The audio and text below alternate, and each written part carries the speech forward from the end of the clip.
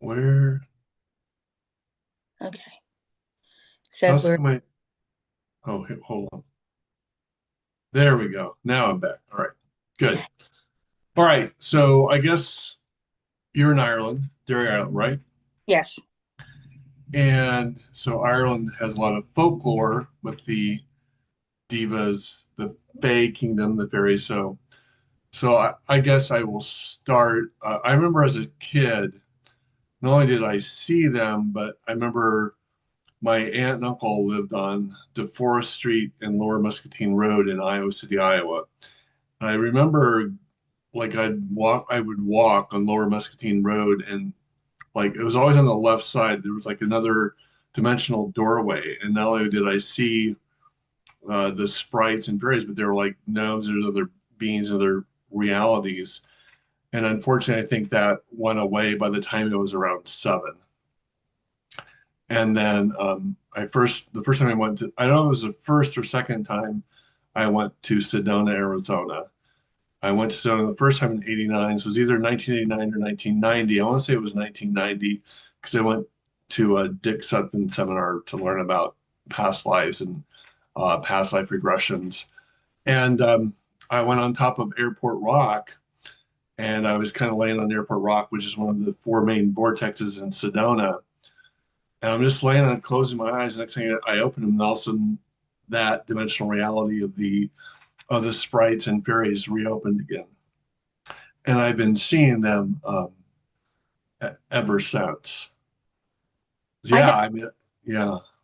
I got a text from a friend of mine in California the other day, and it kind of shocked her. She goes, I was walking in the park, and all of a sudden this fairy let herself know to me. And then she saw these other little fairies. She goes, what do you think that means? I said, it looks like they want to work with you. That's in California. Right, yeah. If they're showing you, they, because, Martin and I would teach fairy workshops working with the fairies, and they like working with humans. And, they're great manifestors. And you definitely want to have them on your side. And so we would work with our elementals in our yard in Florida. And with Martin being a phenomenal medium and stuff, he said the leprechaun in our yard was named Seamus, and how typical. And I Yeah. would do some magic work and whatever, and I would leave treats out by the tree for the fairies. And Martin said that they let him go. The elementals all like, yeah, we like that redhead. She we we had an amazing experience in Seaford, England, and we were in a fairy ring, me, Martin, and Andrew. And Martin lays down on the ground, and Andrew and I are chatting. Da da da da da. Next thing you know, we look at Martin, and he's covered in berries and things, but there wasn't any trees like right there. And Wow, wow. and his earring went missing that he had for our publishing company. And he's like, "You need to replace this." And because they do like shiny objects, it was a triple moon earring that he had, and it just disappeared. So we were walking back to the place we were staying, and and he heard, look by the garbage, the dumpster thing, and there was these really bright Elvis shiny looking sunglasses. And he says, nice try, but no. And he says, I want 40 pounds. I want 40 pounds for what you took. And the earring was not worth 40 pounds, but he just so we got back to the place, and Martin put the sunglasses in the windowsill of our room. And Jude said, I want a reading because a friend of hers had committed suicide the day before. Mm, So Martin gave her a reading, and then she gave him an envelope. She goes, I don't know why, but this is from the fairies. And it was 40 pounds. wow, that's awesome. And Yeah. the glasses were missing. So elves and sprites have this reputation of being a little mischievous, Yes. playful, Yes. and sometimes downright naughty, right? Is Yeah. that, yeah. So Yeah. what? I've there's some myths that say that they were. Now this is strongly in the Celtic Ireland traditions, right? And there's also some of the Germanic traditions. Now there's also gnomes, divas, sprites, elves, fairies. Of course, the famous gnome, the big gnome is Saint Nicholas or Santa Claus.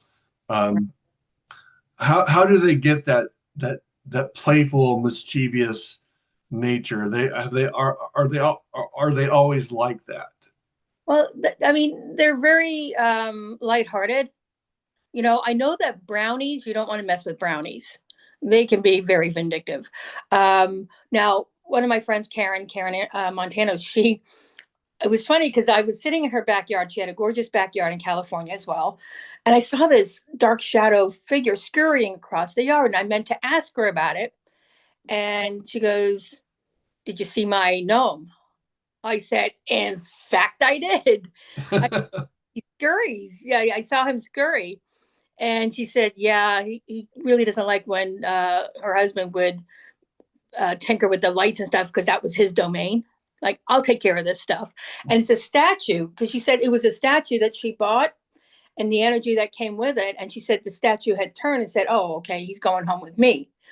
And the funny thing is, there was a Mrs. Gnome, for lack of a better term, and all these flowers and plants were growing. She doesn't like to be seen, and they Mm. didn't plant any of that stuff. So she says that the only one she really sees is the male gnome, but he likes to tinker in the yard, and he really does not like it. And Keith messes with anything in the backyard. And my cousin from Belfast, he was over, and we experienced a mild earthquake, and well, I guess they call it a tremor. But it was funny because we were laying in the back. I was on the swing, and she was by the fire pit, and they have all these tall bushes and stuff there, and she could hear the whispers of the fairies in there. So, but they're very much connected to nature, right? Yeah, They're very yes, much the plants and the flowers, and they have like the little homes that they're very involved in the nature and wanting us to take care of nature, not destroy it, which unfortunately are humans. Humans, we tend to want to destroy everything. We're supposed to be stewards of the earth, not yeah, not because wreckers of the earth. Yeah. exactly, because they used to be on this dimension, but they found humans so hard Uh, to deal with that Toxic. yeah, toxic. So they went up another dimension, but then would work with those that were more enlightened and more tuned in. And you know, I love, you know, because I have little fairy garden. When my kids got here in June, my little one, 8 years old, she was like, Mamie, I'm going to do your fairy garden right. I'm like, "Oh, They like gardens, right? And people do like fairy mount. People build fairy mounds and fairy gardens. And this is from my own experience. I observed that if I'm outside, I see them much better. I'll see them inside if I'm looking like at a white wall. But if I'm right." outside, look at the trees, I can really see them. If I look at the blue sky, I can really see them. Or if it's snow, there's something about the white light and how it reflects. It's much easier to see them. Or if I'm on the beach, see, it seems to me like if I'm on the beach, like if I go down to Sullivan's Island down in Charleston, I can really see auras and energies. And we met at the ATP back in Doreen Virtue stuff back in 2003, somewhere around there. Yeah. And that's when I first started seeing like people's guides or whatever. And then I haven't done that in a while. Then a few months ago, I was out walking, and there was a father and a son. This kid must have been about 7 or 8 years old. And Connie, I could not only see his orb, I could really see kind of the beings around him that were, which is like for first time in over 20 some years. So I think people go through cycles where they Yeah. see things, diminishes, it comes back. And I seem to be having a coming back experience with my clairvoyance and seeing things, because I think it has a lot to do with all that's going on the planet right now. But so let's talk a little bit about Middle Earth, because they're associated with the Middle Earth, the sprites and fairies. But also, I remember I tried to look it up before we went on, and I can't find him. There was a guy who did this talk about the firmament, the idea that the Earth is like in this globe, and Mhm. like because in the Bible it talks about that the waters came down from heaven. Well, water would have to be contained somehow for it to, to come down. But he talked a lot about the Agarthans. The Garthans are like the Middle Earth people. They're highly connected to the elves and fairies. But he said that they would return and be visible around 2028 or 2029, which, my God, is only, a few years away. Do you know anything about the Agarthans? I've never heard of that, but I do know Martin being elvish. Oh, yes, Uh, yes. he goes, "We're going to take our land back. We're going to Right, all, we're going to start coming down in this dimension more and take our planet back. And the humans that want to actually take care and learn and things like that, that's fine. So that should be rather interesting." So, I mean, just based on your experience, what is it that the elves, sprites, and fairies, why do they interact with humans, and what are they trying to, what is it they want to do? What is their collective message, or what from your own experience? They really do want to work with humans and teach them the magic of the land, because when you know that, you wouldn't want to hurt it. You would want to work with it. Right, And right, I think they were just so hurt, however long ago it was, that they just, well, so-called went underground, but yet went up a dimension, however you want to look at that. And yeah, because I think I don't know. I think like with Lemuria and Atlantis and all this, I think this time that we're very close again to being shuck off the earth, that I think the reasons why you're here, I'm here, and all this is because they don't want it to happen. We're going to see if we can get into that higher consciousness without wiping the human race again. You right, know, right, right, right. See, I had said to Martin after he passed, I said, okay, let me get this straight. So, because Sarasota was a very high vibrational area, layer of quartz, and we would work with that with the hurricanes and stuff, and we never got hit. And then I said, okay, our girls are there. Fair enough. And then I said, all right, you guys are on the other side.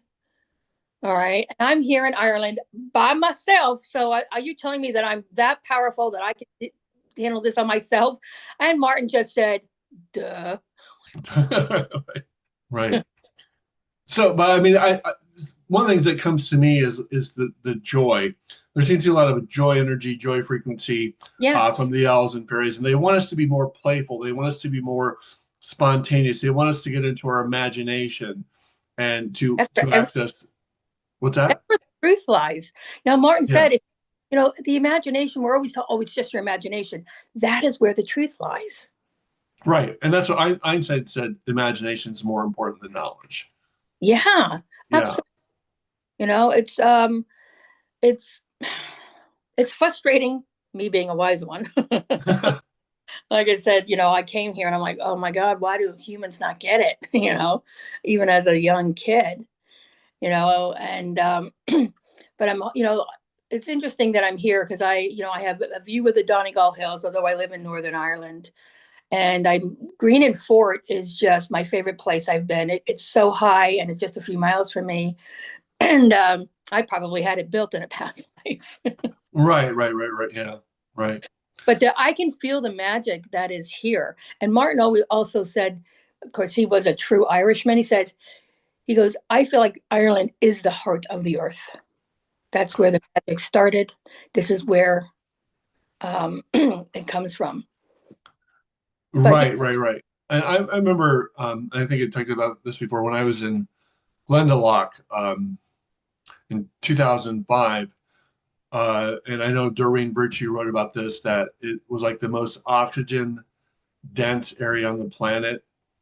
And that, I mean, I could there as well, even though the Black Lake was right there, um, where King Arthur threw Excalibur into the Black Lake. That's where the Black Lake is at.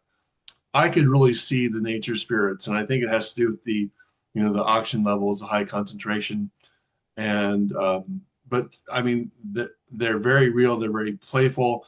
I know sometimes they have a bad reputation, like they probably lure men or women in to the forest to have sex, and I don't know if that may be true or what not. What's that? you know, they And wanted then That's like, Mary Magdalene was a whore. They Right, have to exactly. size and put down. That's not who they are generally, unless, you want to bring out the side of that, then, that's more about you. That's about you, right? But I found them to be very playful, Yeah. very very light. They want us to expand, and they're here. They want us to connect with Earth, Yeah. because when we Yeah. connect to Earth, then we connect to our playful, childlike self, which then in turn we connect to our higher self. But I mean, like in Judeo-Christianity, they have it all wrong. They have it backwards. They want us to connect to the father energy, but you really have to connect with the earth, the mother energy, the divine feminine, that playful childlike before you can go into the really the higher dimensional. And people have told me for years that I'm still like a kid. I mean, apart, I've never really, there's a part of me that's still like a kid, a very Yeah. playful like nature, and I think you have to hold on to that so Yeah. that you don't become so hardened. I mowed the backyard and I was rearranging some of my fairy statues. I got my dragon out there, and then I got a fairy that used to be on a horse. So she looks like she needs to be riding something. So I put her on the dragon, put two fairies around him. And they love that. And leaving treats and leaving, all right, they do like their alcohol too. So they're into they like gifts, right? They like to be recognized. Is Yes. that correct? They Appreciated like it. to receive gifts. Yeah, yeah, and it's fun to because they love sweets. Like I'll put crumble some cookies out there. I have a little shot glass. I'll put some lager in it, and we're whining. It's just, a friend of ours, you're gonna love this. They had this place in Muff. They totally transformed it. It's a fairy haven, and he was designing the fairy huts, right? And he heard them say, "No, Four Eyes, do it this way." Right, right. Yeah. Okay. Okay. And it's an amazing place. It's on the Foyle River. It's in the south of Ireland in the Republic. It's only like 7 miles from me. They just did what the fairies told them, and it is a very magical place. It's unbelievable. So the people that are in tuned, but there's places in Ireland. It's funny because people can poo-poo a lot, but there's certainly no, you don't touch that. That's a fairy tree. Oh, Right, because right, powerful areas that are very stronghold for fairies, it'll fuck them up. right. So you just brought up dragons, because I think there's a lot of interest in dragons on the planet right now. They seem to be making their return, their conscious known. There's a guy that has it's like an egg. It's like the sound. It's called a harmonic egg. It's about an hour and 20 minutes north of here, and I've gone and had a few sessions. He's really into the dragons and bringing the dragons as a part of healing. But they're kind of like, I seem to recall at one time they were like the protectors of the earth, Yeah. and that we've had a couple of the And truth. movies that right, and a couple of the Disney movies have come out lately about was it How to Train Your Dragon or something like that, the animated one, and that, and also like with all the Lord of the Rings movies, the Jared Tolkien stuff that came out, And of course, the blues. Yeah, right, right. The dragons, but they're very, so I mean a lot of this is in mythology, but a lot of mythology stems from truth. So mhm, and so I think that you can see them, and that they are real, and they are kind of returning to Earth, and all this stuff is coming back. Where it's not just like, I know we see a lot of chaos on the planet right now, especially in America, but behind that there are other energies that are working to counteract that. And I think that we are unfolding a true awakening on the planet right now. absolutely. After not long after Martin passed, a couple friends took me to Muff Forest in the Republic, and we were taking pictures. You can see the faces and the trees and stuff. So I actually saw the light of the fairy, and I Right, caught it on camera. right, right. So speaking of things, catching on things on camera, I've been to Egypt 3 times, and the first time we went, there was a young girl named Tanya. She must have been about 4'7", 4'8" on a good day. And I swear, every picture that she took, there were nothing but orbs. Orbs seem to be part of this, the magical kingdom that's returning to the planet now. But there's a picture of me at I have on the wall of me at Luxor, the Temple of Man, and there's just orbs everywhere. And so they're also on that higher dimensional consciousness that people really, some people can see them, but most people don't see them, but they're there. And so the invisible is becoming visible. The unseen is becoming seen.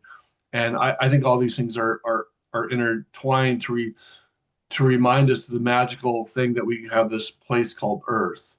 You know, whether it's the dragons, the wee folk that like here in Asheville has a real strong Celtic background, and there's a lot of, you know, up in there's a barn down in Asheville called the Green Man, and the Green Man relates to knocking on the wood, knocking on the tree, you know, to acknowledge the spirit of the tree, and that's just has been around for many many years, but it's been overthrown by the some of the Judeo Christian concepts. It was either because if it's not Jesus, then it must be demonic, which is Yeah. total nonsense. Total Yeah. nonsense. Just, Yeah. oh my God, it just irritates the hell out of me with that. Andrew was into Hearn big time. He was so much into his tree spirit, all of the Tree nature. spirits, right? Yes. Yeah. You know, he was into all of that as well, and he was very clairvoyant. Hence, again, we had to pull him out of school before they beat it out of him. But these kids coming in, I mean, I look at it, even these ones in the 20s, they are, you know, they're not going to accept the status quo. They're just, Right. Yeah. you know, the ones that are even so political and so on the ball, like Adam Mockler, he's only 23, and I'm like, oh my God. You know, so I am really hopeful with these younger kids that are coming in. I'm on the end of the baby boomers, and don't even get me started on them. They piss me off. I realize I'm like, why? I'm like, because I don't like baby boomers. Like I said, all my friends are usually in their 40s and younger, and I'm 64. Right. But you know, you're right about the childlike, because I find myself still, you know, I believe in unicorns. I know they exist. Yeah, unicorns are real too. Yes. Yeah. Yeah. And I have always kept that childlike wonder about that dimension, even before I knew really anything. I always, you know, believed in it, and the magic of all of that, you know. And you know, when I was reading Ted Andrews' book, and I was reading it when I was a nail tech, and I would really get into the meditations reading, and then they'd say my name and it'd scare me. But when he started talking about your the fae in your yard, the elementals in your yard, and I thought, is that really true? Da, da, da. And I'm like, it doesn't matter if it's true or not. What gives you joy? What gives you joy? Right. Yeah. And I said, it's more fun thinking they're there. And I love that he said, and this is how you can work with them. But he said, if you're kind and you know that they're there and you work with them, you don't even have to see them. You just know. And he said, if there's people casing a yard, the neighborhood, they're going to skip your house and they're not going to know why. Mm.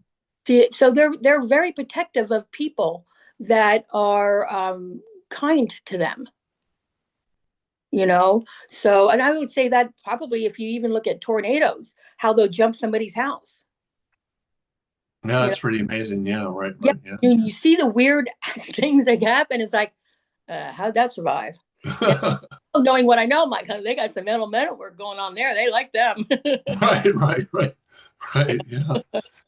Yeah. It's this. I am from Iowa, and I'm very familiar with tornadoes and how it hits one house and it passes the next. I mean, there's really no logical explanation for it. It's really amazing. And the thing that since I was a kid, you know, because it was the Vietnam War and all that crap going on even back then. And I just remember then thinking, you're not all that powerful. Mother Nature, one Right. big storm wipes your ass out. You're Right. not Yeah. that powerful. Come on. Yeah. It's just, but you're talking about the younger kids, but I know Jordan Melchizedek talks about this, and then of course Dolores Cannon said it would be the kids that would finally, the newer kids would kind of bring an awareness because, you know, they don't want this war. They don't want dyes and chemicals in their food anymore, you know, and hopefully enough of them will get out and speak out and make, you know, real changes on the planet. But I think we're going to wrap up here. I just not only in my own life, because I actually see them.